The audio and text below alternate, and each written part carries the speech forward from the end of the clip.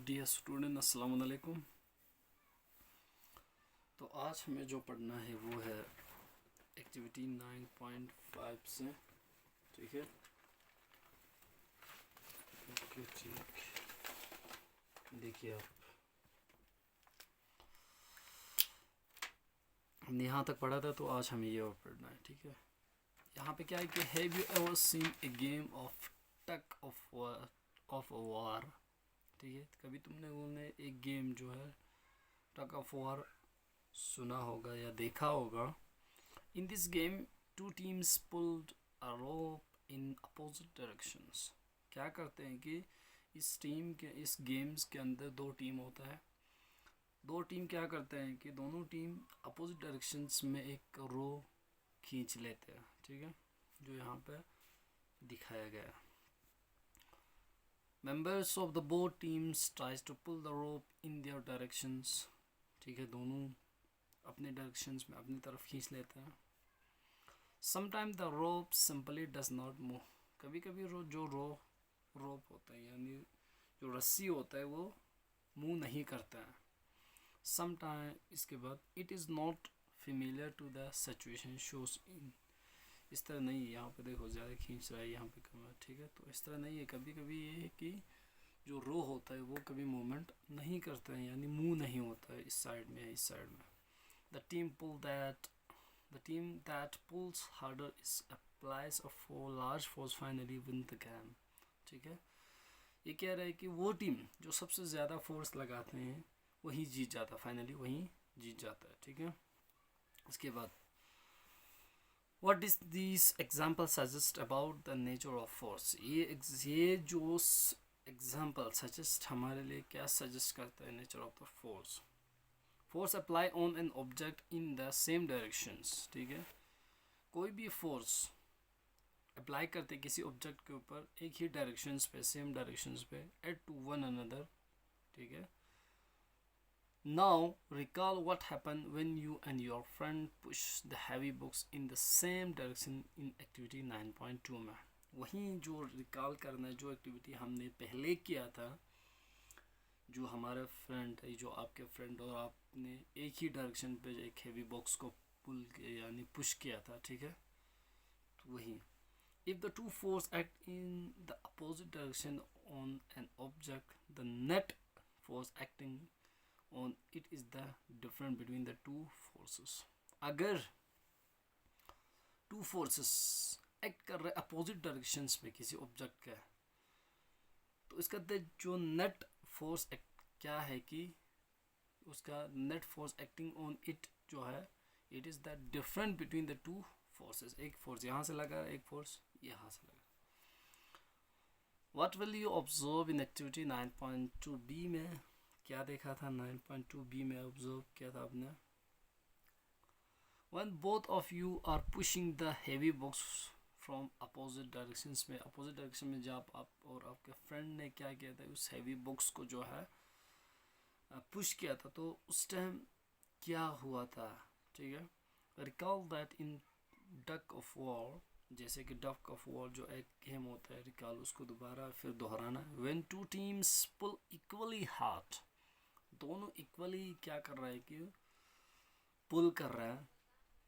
The rope does not move in any directions. अगर दोनों force एक हुआ, इक्वल है, तो रो जो है वहाँ पे कोई मूवमेंट नहीं होगा।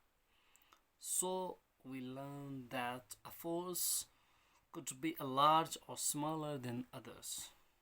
ठीक है, अदर इसमें हमने क्या सीखा कि जो फोर्स है वो ज़्यादा भी हो सकता है और कम भी हो सकता है। The strength of the forces is usually expressed by its magnitude. लेकिन जो strength है, ठीक है, फोर्स का, वो उसका एक्सप्रेस क्या करते हैं, उसका magnitude. We have also to specify the direction in which a force acts. वो भी तो हमने सीखा, देखा।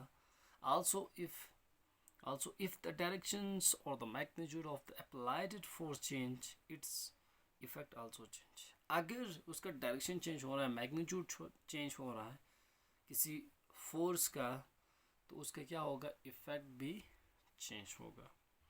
Does it means that the net force, जितना हम फोर्स लगा रहे हैं, नेट फोर्स लगा रहे हैं ऑन एन ऑब्जेक्ट इस जो है, ठीक है, zero if the two force acting on it in opposite directions are equal. अगर जो फोर्स हम किसी चीज़ पे, ठीक है, अपोजिट डायरेक्शंस में कोई भी फोर्स हम लगा रहे हैं, तो अगर वो इक्वल होगा तो हमें उसका जो है नेट फोर्स क्या होगा कि ज़ीरो होगा, ठीक है। इन generals more than one force may be acting on an object. However, the effect of the object is due to the net force acting on it. ठीक है, इफेक्ट उसका क्या है कि किसकी वजह से, नेट फोर्स जो है की वजह से क्या होता है कि उसका इफेक्ट होता है ऑब्जेक्ट का, ठीक है।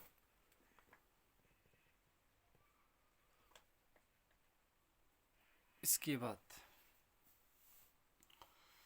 A force can change the state of the motions। क्या एक फोर्स जो है state of the motion change कर सकता है। Let us now find out what happen when a force acts on an object। ठीक है, क्या होगा जब हम एक फोर्स एक्ट करेंगे किसी ऑब्जेक्ट के ऊपर। Activity 9.3 Take a rubber ball and place it on a level-it surface such as table top or a concrete floor। ठीक है, एक आपको क्या लेना है कि एक रबर बॉल लेना है जो एक लेवलिट सरफेस पे, जैसे कि लेवलिट सरफेस मतलब सेम सरफेस, बिल्कुल प्लेन सरफेस पे, जो एक टेबल टॉप होगा या एक कंक्रीट जो है फ्लोर होगा। Now generally push the ball along the level surface. इसके बाद यहाँ पे रखा, फिर उसके बाद उसको पुश करना है, ठीक है। Does the ball begins to move. क्या वो बॉल मूव होना स्टार्ट होगा। Push the ball again while it is still moving. फिर इसके बाद दोबारा उसको फिर से पुश करना है कि ताकि वो मूविंग करे, मूव हो जाए। Is there any change it speeds. पहले हमने थोड़ा सा धक्का लगाया, फिर धक्का लगाया, क्या उसका स्पीड में कोई चेंजिंग होगा। डज इट इंक्रीज और डिक्रीज। क्या वो इंक्रीज होगा या डिक्रीज होगा।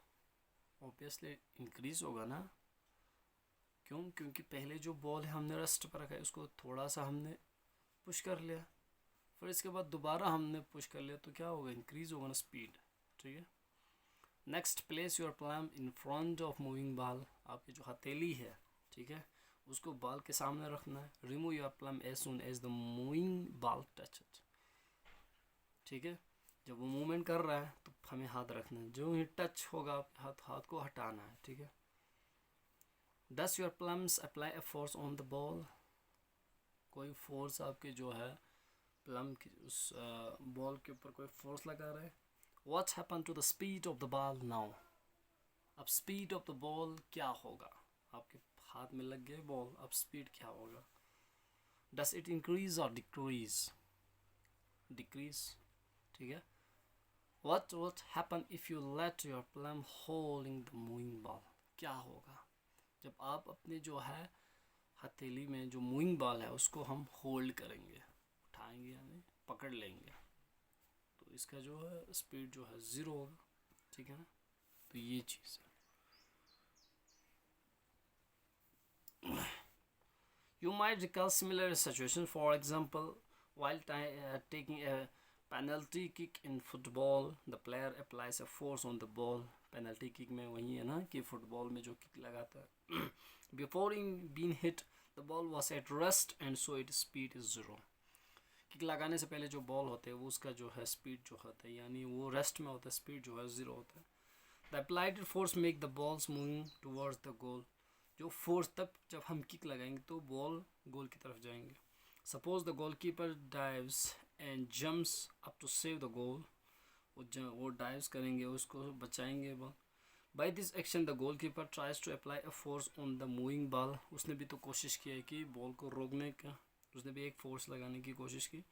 The force apply by him can stop or detected the ball, saving the goal being scored if the goalkeeper is succeed. अगर गोलकीपर सक्सीड हुआ तो वो रोक लेंगे बॉल को गोल करने से, ठीक है। It speed decrease to zero. इसका स्पीड जो क्या होगा कि वो डिक्रीज टू ज़ीरो होगा। ठीक है, तो आज हम यहाँ तक पढ़ेंगे। Thank you.